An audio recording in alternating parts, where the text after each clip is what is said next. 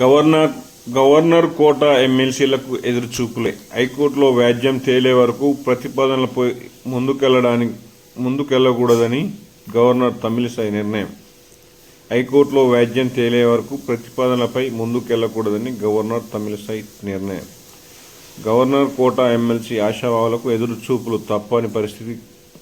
ఖాళీగా ఉన్న 2 స్థానాల భర్తీకి హైకోర్టులో ఉన్న వ్యాజ్యం తేలేంత వరకు దాని జోలికి వెళ్లకూడదని గవర్నర్ నిర్ణయించారు. హైకోర్టులో ఉన్న వ్యాజ్యం పరిష్కారం అయ్యే వరకు గవర్నర్ కోటాలో ఎమ్మెల్సీల ఎంపిక కోసం రాష్ట్ర ప్రభుత్వం నుంచి వచ్చే ప్రతిపాదనలపై ఎలాంటి చర్యలు తీసుకోకూడదని గవర్నర్ తమిళిసై నిర్ణయించారు అని గవర్నర్ కార్యాలయం బుధవారం ఒక ప్రకటనలో పేర్కొంది.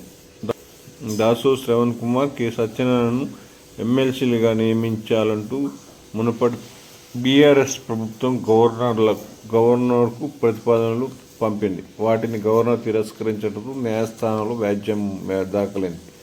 హైకోర్టులో ఆ పిటిషన్ ఇంకా పెండింగ్లో ఉంది. ఇటీవల జరిగిన అసెంబ్లీ ఎన్నికల్లో రాష్ట్రంలో కాంగ్రెస్ పార్టీ అధికారాన్ని చేజిక్కించుకుంది. గతంలో గవర్నర్ తిరస్కరించిన ఆ 2 స్థానాలను మరో 2తో భర్తీ చేసేందుకు కాంగ్రెస్ ప్రభుత్వం కసరత్తు చేస్తోంది.